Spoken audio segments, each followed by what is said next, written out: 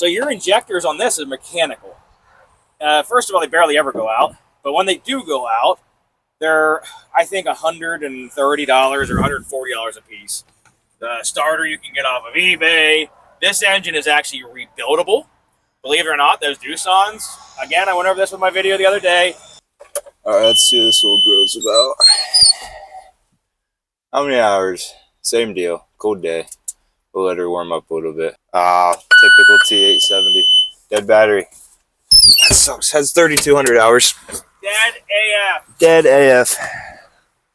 Yeah, so if you couldn't hear, we're not going to really look at the T66s, T76s, those kind of machines. He went through a little rundown earlier. See if I could show you guys me running the machines, testing them out. Making sure that the machine runs smooth, there's no weird noises, no codes, checking that the hours are right.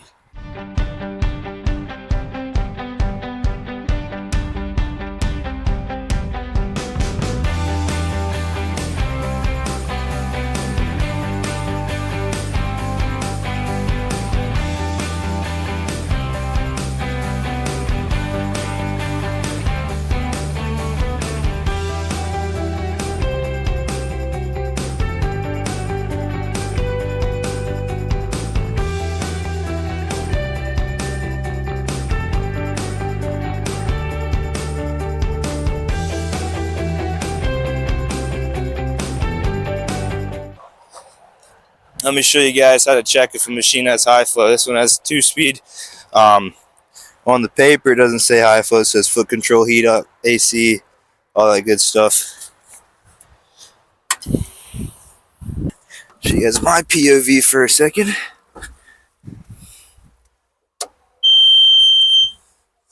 Honestly, let her wait, warm up and stuff. No code, so that's good. It's on that 4,000 hours. Go to your auxiliary button, see it lights up once, it'll light up a second time and say high flow. You know, pretty straightforward. This machine might be out of our price range, but it's definitely one that we're interested in. Minus the idlers that look like a sprocket. So we'll just write that down. Next up, we got this T450. I'll set you fellers up so that way you can see the next couple machines that I look at.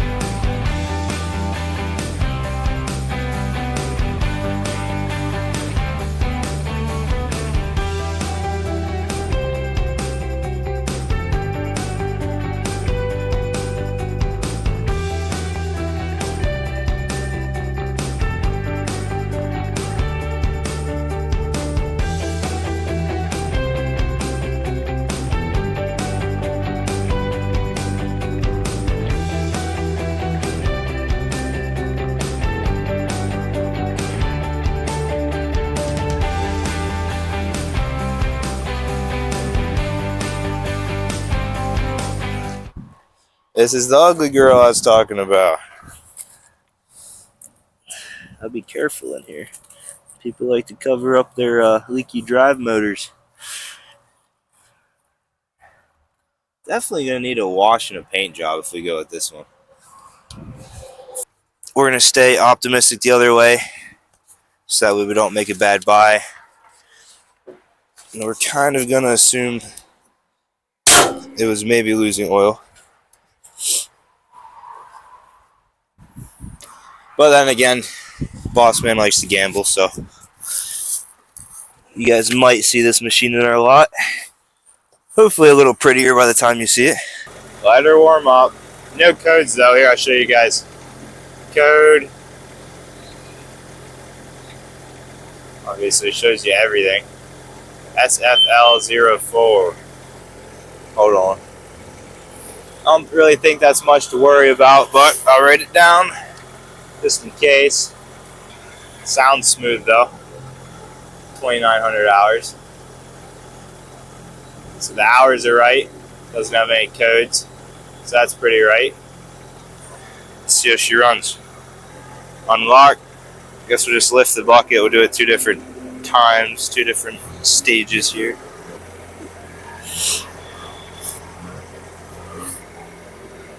Throttle's up nice.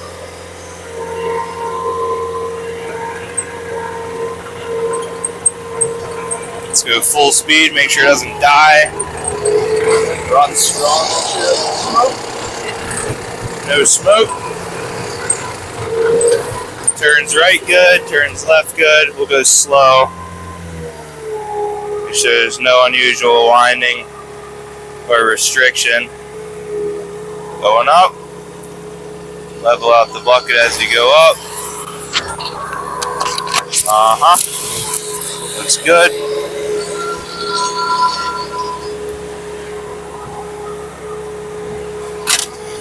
For all the guys out there, we know all the cliches. Lipstick on a pig, polish in a turd. We get it. We hear it all. We say it ourselves. It's just equipment. It's iron. We're probably the most transparent in this industry, in my opinion. I'm going to assume this is a really high hour unit, and here's why. When you have to re-shim the top of your quick attach, and you just hunk a piece of metal on there, and then weld her up tight, again, it works, sure. It all works, but it's going to have to be less money. Let's see what the hours are. It actually is not that hateful. It's only 4,200 hours. And I know there's some people are going to say, oh my goodness, 4,200 hours. Listen, I'm going to say this probably 10 times in the next week. 4,200 hours ain't shit. Depends on the machine. It isn't shit for hours, but you're going to spend $4,000 on injectors and $5,000 DPF. So, the machine will run. And this one is one you can rebuild. But the pre-emission stuff, if it's got 4,000 hours and you're spending less than 50% of retail, it's a deal.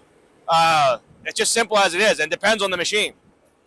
This big guy here, another one that's very hard to get rebuilt now, easier than the Bobcat actually, because what a lot of folks don't know, now I don't know about 299, but I do know a 259 has a Kubota engine, just cat head. So all that stuff, I mean, there's so much information, so much mishmash in this industry, so much bull. I'm trying not to get a TVMA show, but there is. It's really kind of ridiculous. Kubota is about the only one that makes the engine anymore. I don't care who you are. I don't care if you like Takuchi. I don't care if you like Kubota. I don't care if you like Cat. Look at who builds the engine. Bobcat's actually the only one that went the wrong way. They went from Kubota to Doosan, and it's because Doosan bought them out. And honestly, except for their new stuff, they're one of my favorite brands, even though they're suing us right now on our groundhog side. That's beside the fact. Anyway, for today's purposes, today's video, I'm going to try to stay on track, try to give you information, try to show you what we do. So we're going to skip the 64s and the 66s and the 76s. We'll come back to them if we get time. So far, the auction day has been kind of crazy. Lipstick on a pig, yes. The lipstick on a pig units have been bringing probably 20% or more higher than they should have. And it's dealers buying them, which I don't understand. Unless they operate that way, whatever. Again, we do a little bit differently. T590, he's actually quite proud of it. We're going to take a shot at it. We'll see if we can get it. Might try to sell it cheap if we get it cheap, but we might just, when we do a paint job, if you guys haven't seen our paint jobs, it's a whole process. That machine will get sanded down.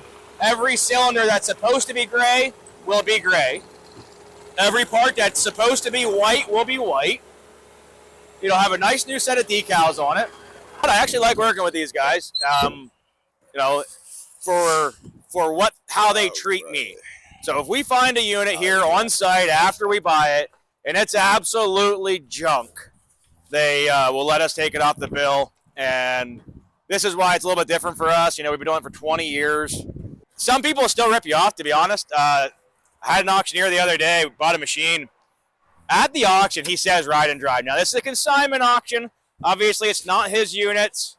And It didn't ride and drive. Now, it was a high hour unit, but again, it was told to ride and drive. Took it to Bobcat, needed work, and just texted him and said, hey, you said it rode and drove. You're kind of killing me here. That's all I said. He's like, what'd you expect? You bought a high hour unit. I'm like, you said it rode and drove. That's all I expected. It physically didn't even start. So it's a rough industry. He's not giving me a happy face, so. Now, kind of what I just realized, this one's M0909. That's a fuel sensor code. It's pretty common in these. I went to turn it there and had a little bit of restriction. It's feeling smooth now, but that was kind of weird. We're going to throttle her up, run it a little bit, make sure it doesn't smoke, make sure it doesn't restrict itself. 2-speed does work. I heard a 2-speed kick in.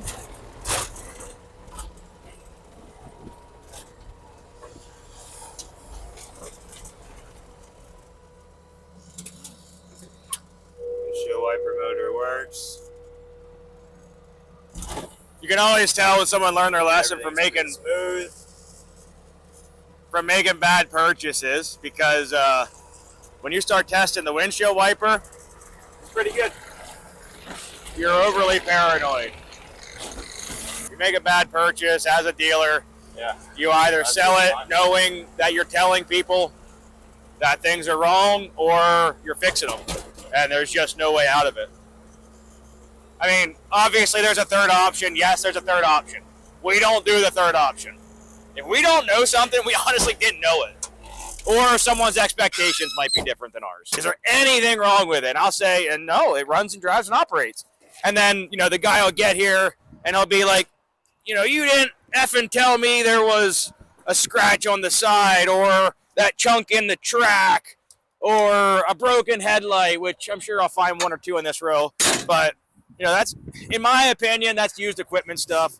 Some of you will disagree with me on that one. That's fine. We can disagree on that one. If you're coming a long way, we'll happily do FaceTime videos and stuff. That way everything meets your expectations, because I don't know, my expectations on a good unit is it runs, it drives, it operates. Everything that costs $3,000, $4,000, $5,000, $6,000, $7,000, $8,000, $9,000, $10,000 is accounted for and good to the best of our knowledge. So far today, we have got nothing. All the Chinese stuff brought like $3,500 to $4,500. Diesel one, I don't know how, brought $9,250.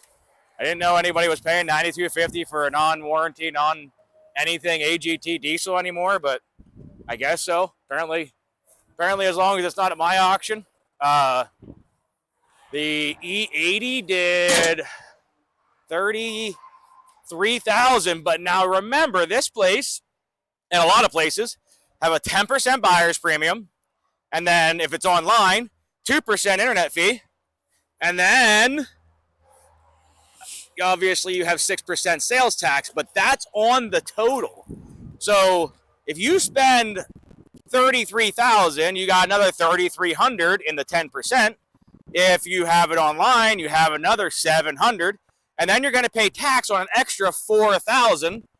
So that 6%, even though yes, you'll pay it at an auction. If you pay $33,000, you would pay it on $33,000. Now you're paying it on $37,000. So there's another $250 out of your pocket. And again, I get it all. Ha ha ha, lipstick on a picture.